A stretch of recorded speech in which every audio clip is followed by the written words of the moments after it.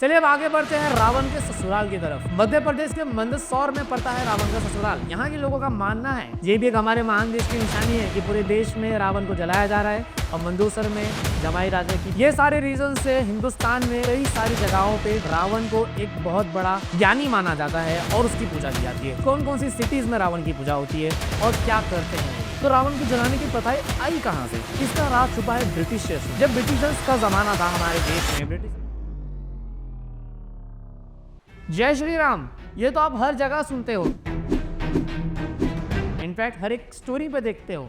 लेकिन अगर आपको ये बताऊं कि दशहरे के दिन कुछ गलियों में जय श्री रावण, जय लंकेश पति की, जय लंकेश ऐसे भी नारे लगाए जाते हैं। चलिए इस वीडियो में हम जानते हैं रावण की कहानी, रावण अ ट्रेजिक हीरो के बारे में। हमारे हिंदुस्तान में हर 200 में से एक आदमी का नाम राम रखा गया है। इसके बावजूद लोग राम के इतिहास में से एक बहुत ही इंपॉर्टेंट कैरेक्टर जो कि है रावण, उसको ठीक से नहीं समझ पाते हैं और उसको गलत समझ लेते हैं। अगर आप कभी भी रावण का नाम सुनो या फिर अभी आप जो रावण का नाम सुन रहे हो तो आपके दिमाग में आ रहा होगा एक राक्षस जिसके 10 सर हैं, एक राक्षस जो बहुत जुल्मी है, जो औरतों पे जुल्म करता है। इनफैक्ट हमारे देश में अगर किसी इंसान को बुरा बताना हो, किसी इंसान को जालिम बताना हो तो हम कहते हैं ये तो रावण बन चुका है। लेकिन आज की वीडियो देखने के बाद शायद से आपका जो नजरिया है रावण को लेके वो बदल जाएगा।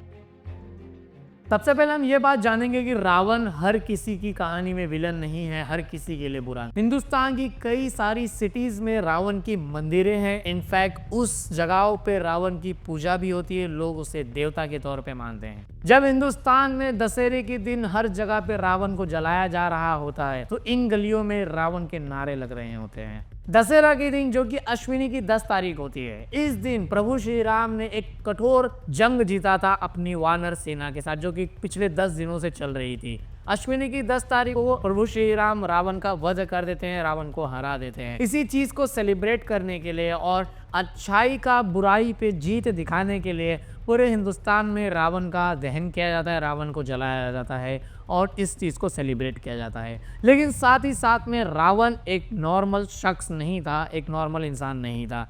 रावण ने बहुत ही कड़ी तपस्या की थी और ब्रह्मा जी को प्रसन्न किया था अपनी कड़ी तपस्या से। इनफैक्ट उनने ब्रह्मा जी को प्रसन्न करके वरदान मांगा था कि मुझे अमर कर दो और ब्रह्मा जी ने रावण को अमर किए थे। ब्रह्मा जी का वरदान था कि रावण को कोई भी देवता या दानव नहीं मार सकता। साथ ही साथ में रावण शिव भगवान के बहुत ही बड़े भक्त थे।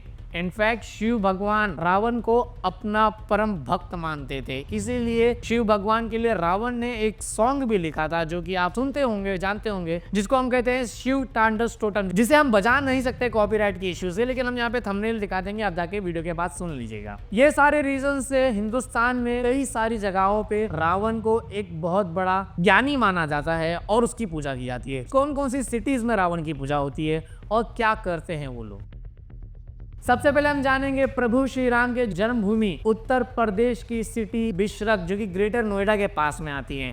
यहाँ के लोगों का मानना है रावण का जन्म बिशरक में हुआ था, इसलिए यहाँ के लोग रावण को अपना पूर्वज मानते हैं और ये लोग रावण की पूजा करते हैं। यहाँ पे रावण की मंदिर भी है और 10 अश्विनी के दिन जब पूरा हिंदुस्तान रावण का दहन कर रहा होता है, यहाँ पे रावण की मूर्ति का स्नान कराया जाता है, पूजा कराई जाती है और आखिर में उनकी मूर्ति को विसर्जन करके उनकी आत्मा के लिए प्रार्थना करते हैं। ग्रेटर नोएडा के थोड़ा ही आगे बढ़ेंगे तो आपको मिलेगा कानपुर। कानपुर में रावण की मंदिर में 5 फुट की रावण की मूर्ति है जिसके 10 सर हैं। यहाँ के लोग रावण को विलन नहीं मानते, इनफैक्ट ये मानते हैं कि रावण एक महान स्कॉलर था, एक परम भक्त था शिव भगवान का और बहुत ही बहादुर था, इसलिए ये लोग रावण की वहाँ पे पूजा करते हैं एक महान स्कॉलर के तौर पे।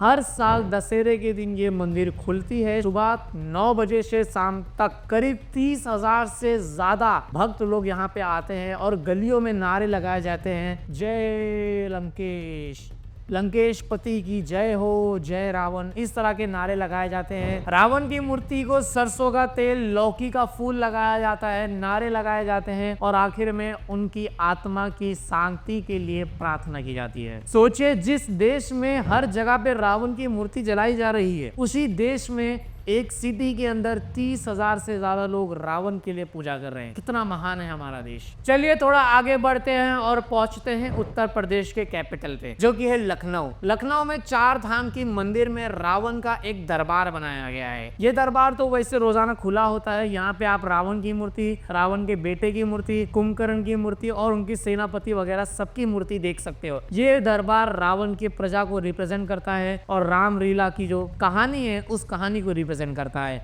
हर साल दशहरा के दिन लखनऊ के इस मंदिर में भी रावण की पूजा की जाती है और उनकी आत्मा के लिए प्रार्थना की जाती है। हमने राम जन्मभूमि उत्तर प्रदेश के बारे में जान लिए। इसी के साथ में उत्तर प्रदेश के एक स्टेट नीचे आ जाओ तो आपको मिलेगा मध्य प्रदेश। मध्य प्रदेश में भी लगभग 5 से 6 मंदिरें हैं रावण की। चलिए अब आगे बढ़ते हैं रावण के ससुराल की तरफ। मध्य प्रदेश के मंदसौर में पड़ता है रावण का ससुराल। यहाँ के लोगों का मानना है जो रावण की वाइफ थी मंदोदरी, वो मंदसौर की ही थी। तो यहाँ के लोग रावण को अपना जमाई राजा मानते हैं और उस तरह से उसकी रिस्पेक्ट करते हैं और उसकी पूजा करते हैं। ऐसे कहीं किताबों में मेंशन नहीं है कि मंदोदरी मंदोसर से आई हुई थी, लेकिन यहाँ के लोग अपने पूर्वजों की बातें मानते हुए और पूर्वजों से ये कहानी चली आ रही है, इसलिए यहाँ के लोग रावण को अपना जमाई राजा मानते हैं और उसकी रिस्पेक्ट करते हैं, उसकी पूजा करते हैं। यहाँ पे रावण की मूर्ति जलाई नहीं जाती। इनफैक्ट यहाँ पे लोग राम मंदिर से जाके परमिशन लेते हैं और उसके बाद रावण का एक सिंबॉलिक वध करते हैं रिस्पेक्टफुली। यहाँ तक कि इस गांव में मंडप भी बनाया जाता है रावण एंड मंदोदरी का। ये भी एक हमारे महान देश की निशानी है कि पूरे देश में रावण को जलाया जा रहा है और मंदोसर में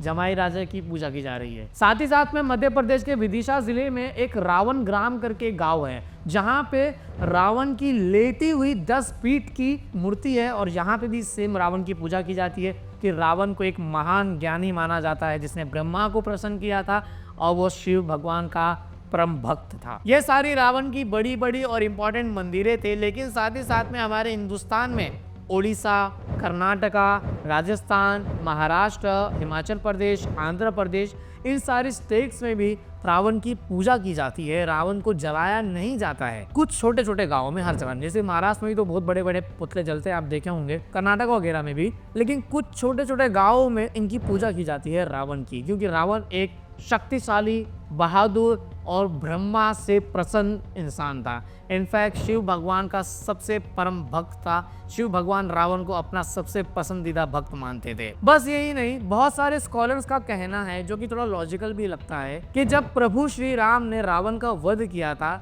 तो प्रभु श्री राम नाराज थे, उदास थे। उनको पता था कि आज शिव भगवान ने अपना सबसे परम भक्त खोया है, अपना फेवरेट भक्त खोया है। तो यहाँ पे आज शिव भगवान भी नाराज है, तो प्रभु श्री राम कैसे खुश हो सकते थे। तो जब प्रभु श्री राम खुश ही नहीं हुए तो क्या प्रभु श्री राम अपनी जीत को सेलिब्रेट करेंगे? क्या वो रावण की मृत्यु को सेलिब्रेट करेंगे?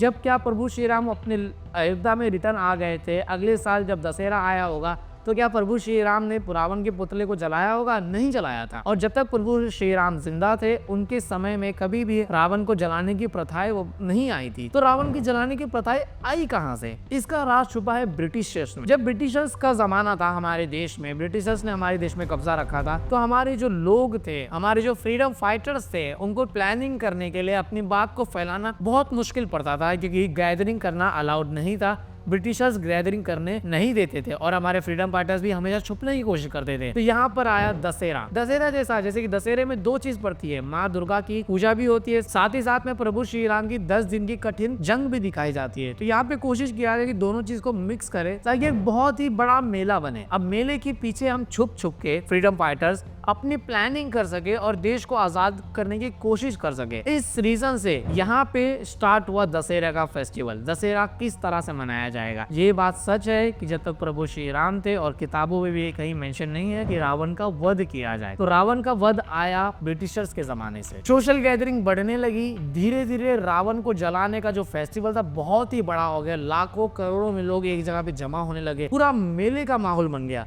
और ब्रिटिशर्स को क्या कहा गया? ये तो हमारा फेस्टिवल है, इसलिए लोग हम यहाँ पे जमा हो रहे हैं। और यहाँ पे ब्रिटिशर्स ने भी हमें नहीं रोका, जिससे हमारे देश के फ्रीडम फाइटर्स को प्लानिंग करने में बहुत आसानी हुई। और जब हमारा देश आज़ाद हो गया तो यही चीज़ कंटिन्यू होती रह गई। और उसके बाद से आज 21st सेंचुरी में भी रावण को दहन किया जाता है, रावण को जलाया जाता है। एंड आफ्टर दैट हमारे हिंदुस्तान में दशहरा, रावण को जलाना एक नेशनल हॉलीडे बन गया, जो कि आज भी सेलिब्रेट होता है।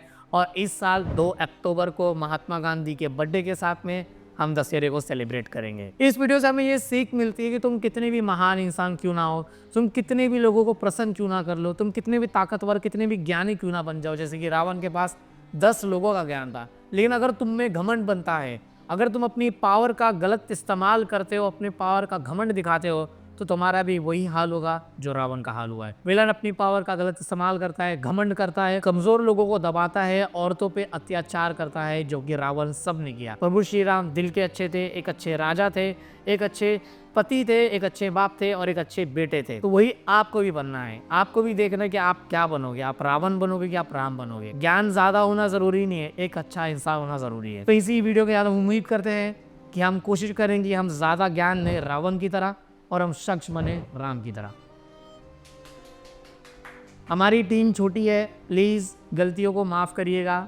हम कोशिश करते हैं कि एक एक फैक्ट को ढूंढ के निकालें, वेरीफाई करें, तभी वीडियो में बोले, बट स्टिल हम इंसान हैं और हमसे गलतियां होती है, तो प्लीज़ गलतियों को माफ़ करिएगा। लेकिन एक चीज़ ज़रूर करिए, वीडियो देखने के बाद कमेंट करके हमें ज़रूर बताइए कि हमारी वीडियोज़ में गलतियाँ क्या हैं और क्या बेहतर हम कर सकते हैं। हम कोशिश कर रहे हैं अपनी चीज़ को बेहतरीन करने के लिए, खुद को इम्प्रूव करने के लिए, लेकिन आपका कमेंट सबसे ज़रूरी है हमें इम्प्रूव करने के लिए। तो मिलते हैं नेक्स्ट टॉपिक में।